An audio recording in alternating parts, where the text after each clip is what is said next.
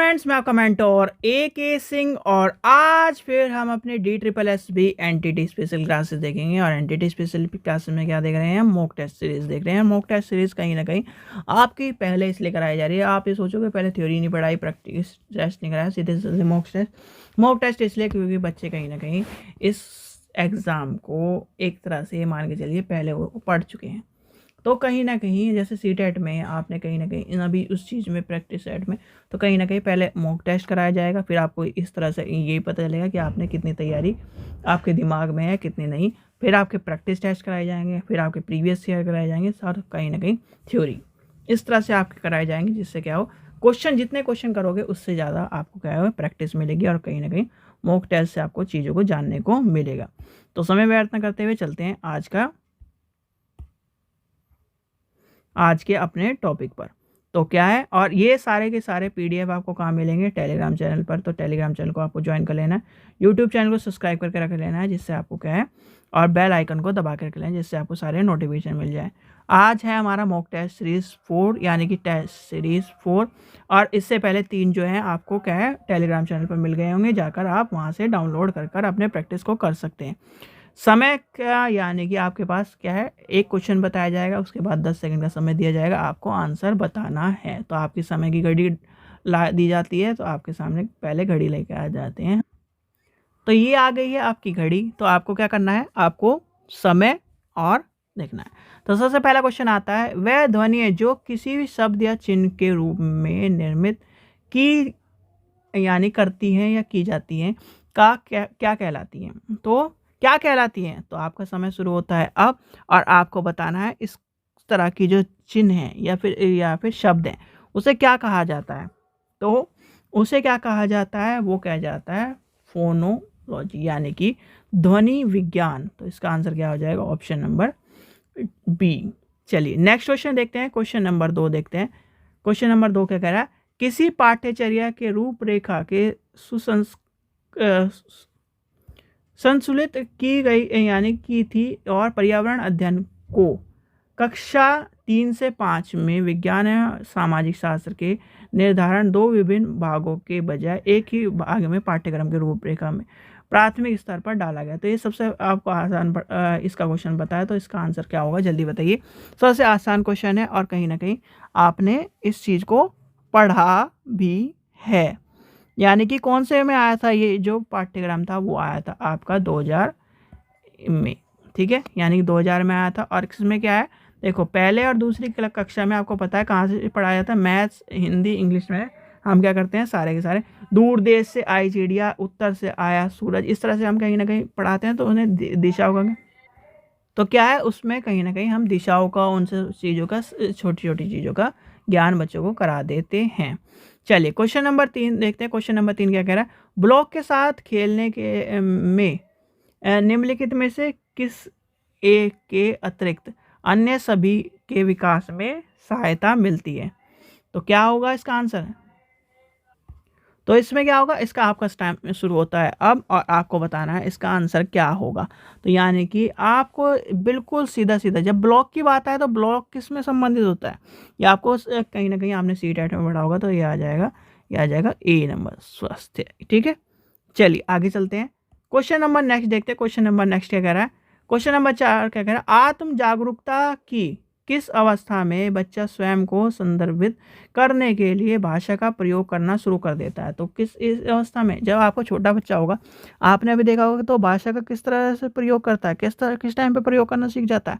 तो आत्म जागरूकता के लिए वो कहीं ना कहीं भाषा किसके लिए क्या करती है? भाषा आपको एक पहचान प्रदान करती है। तो इस चीज़ का भी ध्यान रखें। तो क्या है, ऑप्शन नंबर 1 हो जाएगा, यानी कि आपका हो जाएगा आंसर हो जाएगा ऑप्शन नंबर 1। क्वेश्चन नंबर 5 देखते हैं, आत्म छवि के बारे में क्या सत्य नहीं है? पहले हमें क्या करना है, इस तरह क्वेश्चनों में नहीं वाले चीज़ों पर जरूर अंडरलाइन लगा लेना। एनटीटी में और पीआरटी में सबसे ज़्यादा नहीं वाले क्वेश्चन पूछे जाते हैं, तो आपको पता होना चाहिए।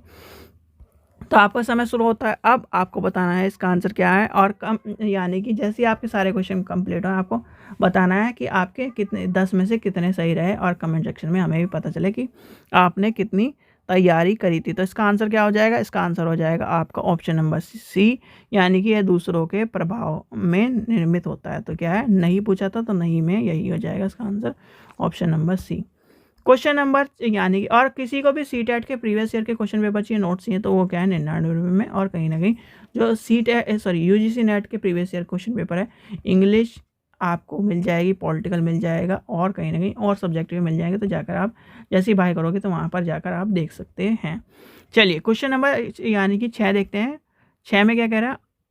अमीनो एसिड डैश की सरल उप इकाई है। तो किसकी इकाई है? तो आपके सामने समय शुरू होता है अब, और आपको बताना है कि किसकी इकाई है। तो इकाई, उप इकाई कहा है, तो उप इकाई बताइए किसकी उप इकाई है। तो हमें एक चीज़ का पता है, वो क्या है, क्या कहते हैं?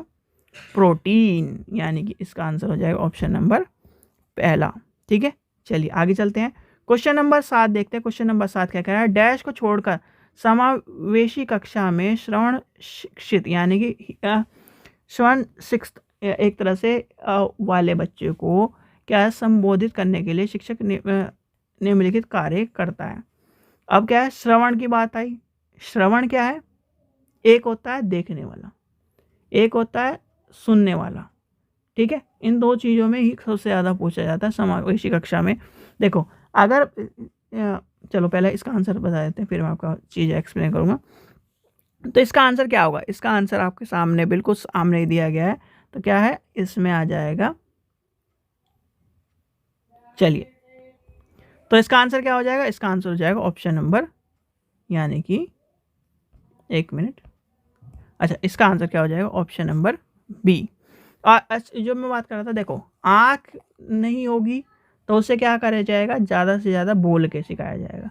कान नहीं होंगे, यानी कि कान नहीं होंगे तो उससे ज़्यादा से ज़्यादा चीज़ों को क्या करा जाएगा? देख देख के सिखाए जाएंगी। ठीक है, इस चीज़ का ध्यान रखना, क्वेश्चन सबसे ज़्यादा पूछा जाता है सीटेट पेपर 1 में। क्वेश्चन नंबर 8 देखते हैं। शारीरिक विशेषता के संयोजन पर आधारित जिसमें गुणसूत्र, हार्मोन, आंतरिक प्रजनन अंग और यानी कि जनांद्री शामिल हो, यानी कि या इस ये होगा ज्ञानेंद्रिय, यानी कि एक तरह से ज्ञानेंद्रिय और जननेंद्रिय के रूप में माना गया। तो इसमें क्या है, किसके अंग को और जननेंद्रियों को बताया गया है। तो कहीं ना कहीं आपको इसका पता होना चाहिए, यानी कि क्वेश्चन ये सीटेट में पूछा गया है। और ज्ञानेंद्रिय, ज्ञानेंद्रिय शामिल और प्रजनन अंग, गुणसूत्र, हार्मोन के ऊपर कई बार क्वेश्चन पूछा जाता है, और खासकर जो प्राइमरी जितने भी एग्जाम एनटीटी, पीआरटी, उसमें खासकर पूछा जाता है। तो आपको पता होना चाहिए। तो इसका आंसर क्या हो जाएगा? इसका आंसर हो जाएगा आपका ऑप्शन नंबर सी, यानी कि लिंग। ठीक है, अब आपसे कोई पूछ ले लिंग और जेंडर में क्या अंतर है, तो वो आपको पता होना चाहिए लिंग और जेंडर में क्या अंतर है। कल मैंने आपको करवाया भी था। क्वेश्चन नंबर 9 क्या है? क्वेश्चन नंबर 9 क्या कह रहा है? व्यक्ति के विश्वास को संदर्भित करता है कि वह महत्वपूर्ण लक्ष्य प्राप्त करने के लिए आवश्यक कार्य को प्रभावी ढंग से करने में सक्षम हो। तो इसका आंसर क्या होगा? इसका आंसर आपको बताना है। आपका समय शुरू होता है अब, और आपको कहीं ना कहीं देखो, जब क्या है व्यक्ति के विश्वास की बात है, तो व्यक्ति के विश्वास किससे होता है? व्यक्ति का विश्वास होता है आत्म प्रभावित करना, यानी कि ऑप्शन नंबर हो जाएगा पहला। चलिए आगे, आज का लास्ट क्वेश्चन देखते हैं। माता पिता घर पर बच्चे की शिक्षा में सहायता कैसे करते हैं? तो बताइए, आपका समय शुरू होता है अब, आपको बताना है किस तरह से करते हैं। वो कहीं ना कहीं जब हम क्या करते हैं, स्कूल जाने से पहले, तो माता पिता क्या करते हैं, उसे चीज़ों को सिखाते हैं, उसको क्या है, अपने गुण सिखाते हैं, अपने कई चीज़ों को सिखाते हैं। तो इसका आंसर हो जाएगा, शुरुआती चरणों में अपने बच्चे को स्कूल की विभिन्न गतिविधियों को पूरा करने के लिए आत्मनिर्भर कर देते हैं वो। तो इसका आंसर हो जाएगा ऑप्शन नंबर डी।